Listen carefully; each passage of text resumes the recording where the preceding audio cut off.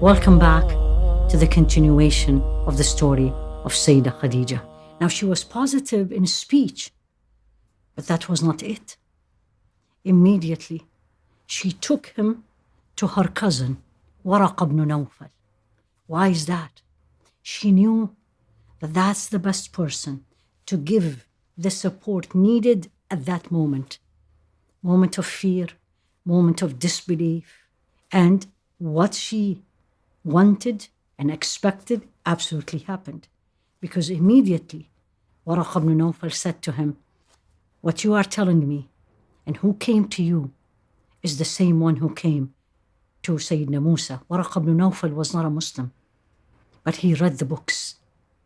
And then he said to him, he was an older man, he said to Rasul alayhi salatu wasalam, and this is so powerful, if I will live to the day that your people will make you leave, I'll support you. And the Rasul alayhi salatu wasalam, with all his noble characters, will they let me out? Will they push me out? أَمُخْرِجُونِي هُمْ? And he said, no one brought to his nation what you are bringing, but they will let him leave. Not let him, actually. They will push him to leave. She took him back. And now look at the second reason why she is a special woman in dunya, in this life, and the special woman in akhirah. She was the first person, not the first woman, the first person, the first human accepted Islam. What an honor. But every honor comes with responsibility. What did she sacrifice? Belief, to be a builder, to be someone different. You have to believe in what you have.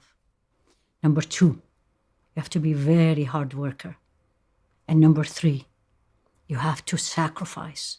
Things doesn't come easy. This is a noble woman, a rich woman. And then what happened to her? Went through famine. She had to migrate. She had to give up a lot of things for only one reason, to support her husband. And not only her husband, but even the whole family. This is a woman who delivered 6 children. She lost 2 of them, the 2 boys. So the life was not smooth. She went through a lot of tests. She lost her children.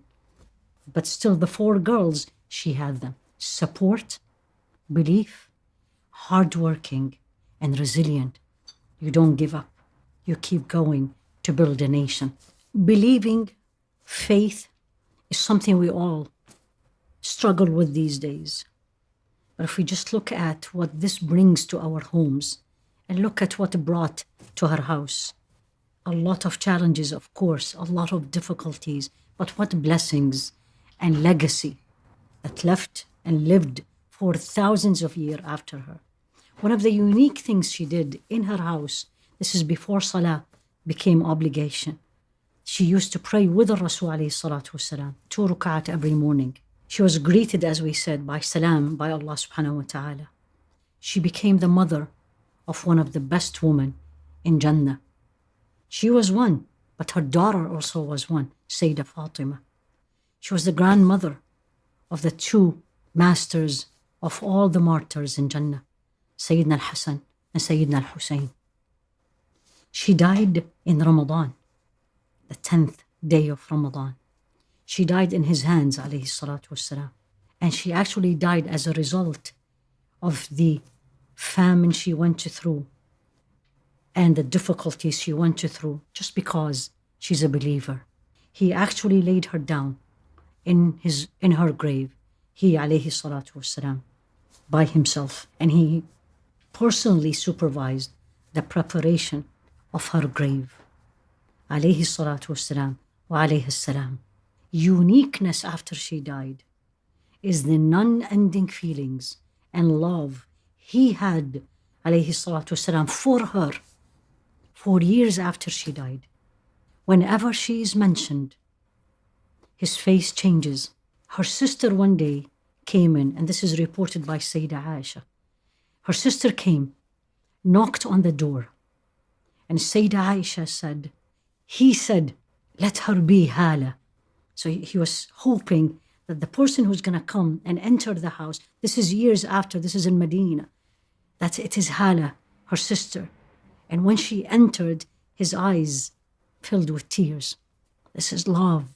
His love to her was legendary, to the point that Sayyidah Aisha used to say, I have never had jealousy to a woman I have not seen, but it's Sayyidah Khadija. And one day she said to him, why you keep remembering her? Why you keep anything is given to him as a gift? He made sure that some of it goes to her family or to her friends. And then he said to her, to Sayyidah Aisha, who's another beloved woman to him, and he said, don't hurt me by saying anything about Khadija. What a love is this? What a woman she is. What do we have? Each one of us, and I'm sure we do, something from Sayyidah Khadija, that if we look deep inside us, we will find it. Use it for the sake of Allah. And then He will put barakah or blessing in it. And then make us, Ya Rabbi Ameen, a builder of a nation.